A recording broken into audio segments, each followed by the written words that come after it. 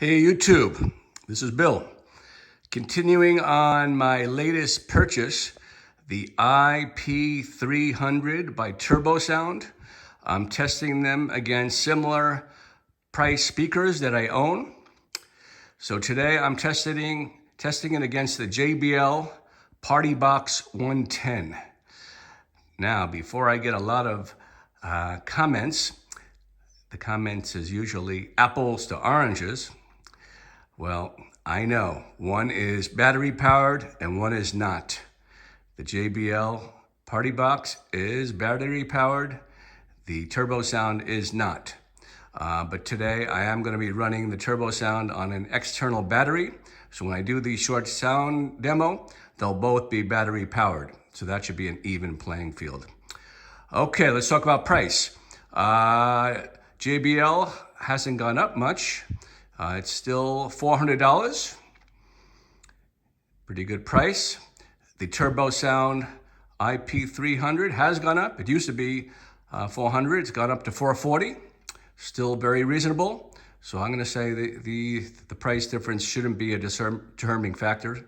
$40 difference. I would go for the speaker that meets my needs and has the better sound quality. Okay, right off the bat, if you've seen my past video on the JBL, the biggest downside is its max headroom. If you turn it up, it will automatically self-mute. It'll just stop, which in some ways is good. You can't hurt the speaker. You don't need a limit light. It just turns off for a second, and then that's as loud as you can play it. And that's about, I believe about 98 dB or maybe a little less. And that's the downside right there. You can't get it really loud. Once you turn it up, that's it. I am gonna be playing it through a mixer today. I've never demonstrated that before. So that gives you a little more punch, a little more clarity. So that's the story. The iP300 has all kinds of headroom. Matter of fact, the spec is 122 dB. That is a huge difference. So if you look at something high 90s and then something 122 dB, that's like having probably 4 JBL Partybox110s in series to get that kind of volume. So that's it. If you need the volume, then keep that in mind for this particular video if you're trying to determine which to buy. If you need the battery, the JBL. If you want the fancy light show, the JBL. They're both the same weight. The form factors are a little different. They're both about 26 pounds.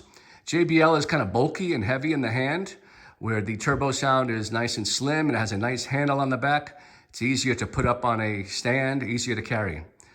So that's it. We're gonna do a little sound demo and I'll let you decide.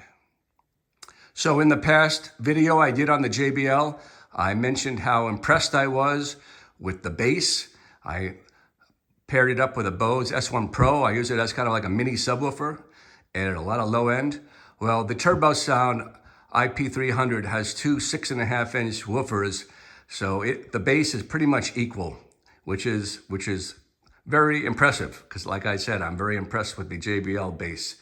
So that is an equal playing field bass. Again, on the JBL review, I said that I felt the JBL was very hi-fi sounding, and I still feel that way. And the TurboSound is right there with it. Also hi-fi sounding. It has a EQ that the JBL doesn't have. So you can add or subtract some high-end treble. It has a mid control. Has an app that you can use. So that's definitely heads and shoulders above the JBL. So sound-wise, I would say the sound signature is very, very similar. Again, I'm gonna let you decide. So what it comes down to is volume. If you need volume, the TurboSound just pulls ahead. If you need battery, that's a different story. The TurboSound is run easily off a small battery, external battery. Today I'm using the Grant Maya 300 watts, plenty of power. I've done a video about that. If you want to ask questions, I'll be glad to give you the link. I think we're ready for the sound demo. Here is our mixing engineer. Highly recommended. It's the Mackie Pro FX10. Really enjoying this compact mixer. So I'm gonna be playing a track that I got from YouTube. It's non-copyright, so that shouldn't be an issue. I'm gonna be using a sound meter. And what I have done is I have the JBL on a auxiliary channel, and I have the iP300 on my main out. So what I'm going to do is I'm going to level match the speakers, so they're both playing at the same, about 90 dB is a nice good volume to test. And then and that's about the max the JBL is able to go. I was able to push it higher, about 95, 96, 97 with the mixer, but I started to hear some distortion, so I backed it off. So I'm gonna first set it. I'm gonna play for you the JBL only, and then I'm gonna turn on the iP300 and we'll see if you hear a difference. I wanna mention the mixer is also being run on external power. Here is a small Buden's unit, 150 watts. Of course, you don't need anything like that to run a mixer. So everything is battery powered mobile PA system here.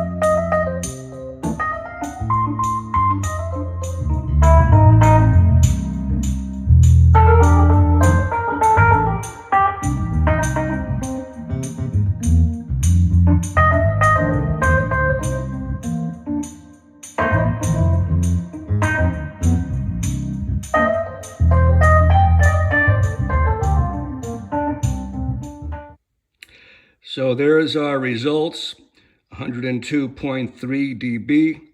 Of course, it could have gone quite a bit louder, especially when you're boosting preamps with a mixer.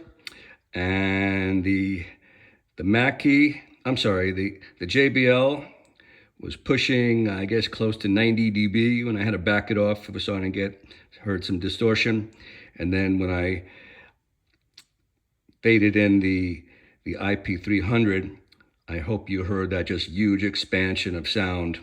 They sound good together, but the iP300 just takes over. It's a real PA speaker, where the JBL is a party speaker, as they say. Portable party speaker with battery. Some people are going to be complaining, how can I be comparing these two speakers? Well, the main reason is price. For $40 more, is the iP300 something you can use? Very personal decision. I'll leave it up to you. Of course, these are both Bluetooth speakers. They both have very good range. It's not a problem on either one. One of the big advantages of the TurboSound, though, is the fact that it has 120 degree dispersion. That's almost as good as the Bose line, which has 180, which is the champion of the field. What dispersion means is how much of an audience spread one speaker can handle. And 120 is quite a bit. JBL doesn't give the specs. I'm going to assume it's similar to a regular PA type of point source speaker, let's say 90 degrees. So the TurboSound can really fill a large room with one speaker. It kind of fools the ear. It sounds like there's multiple speakers in the room. It's all coming from one. So that's an advantage of a column array type of speaker, which the JBL is not. JBL is more of your typical hi-fi speaker with a woofer and a tweeter. So to me, that's a huge advantage. The one speaker just sounds so much fuller And I really don't feel like I need two speakers with the TurboSound, where many people do go with two speakers with the JBL. Both speakers can be linked with a second speaker through Bluetooth. Again, with the TurboSound, I don't need a second speaker because one is so loud. So they're both excellent. I was amazed that they both sound so very similar. I was expecting the bass to run away on the JBL, but the TurboSound is right there on the bass. The high end, they're both super crystal clear, both very hi-fi sounding, but the TurboSound does have that app. So if you don't like, some people are saying the TurboSound sounds a little too harsh on the highs, which I kind of like. I like a very crisp high end, but you have the ability to lower it.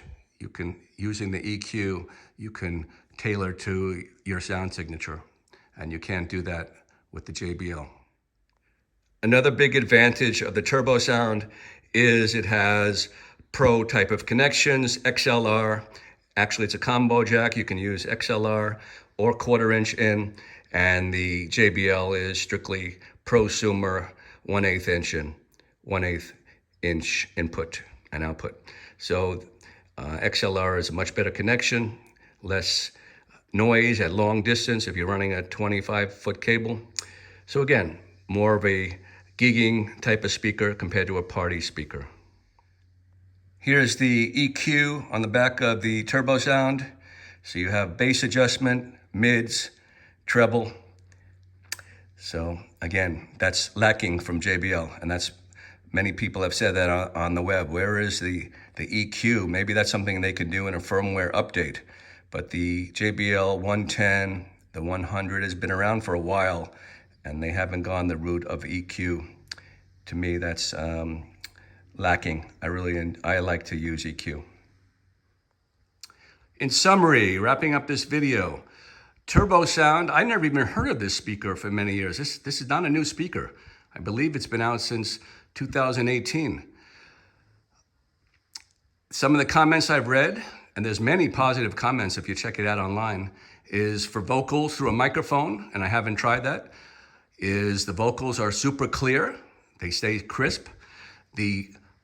At volume, at max volume, the speaker does not distort. It stays clean. Again, that's one of the factors of a regular PA anyhow. TurboSound is just a different type of speaker. It doesn't have the battery power. So JBL has that huge advantage. But I would have to say, since they're both the same weight, and the JBL is kind of awkward in its shape and size and the way it carries in its hand, I feel very comfortable using a small external power source. I know a lot of people don't want to do that. It's just one more thing to carry. They like everything in one unit. But for my money, the TurboSound is the much better speaker. It's much more versatile. You can do all kinds of, from a large gig to a small. You can keep this in your home as a hi-fi pair. And some people haven't mentioned that online, that they're doing that. The TurboSound, you can put it right on the floor, put it in a corner, and you can set it up as a pretty good home theater system.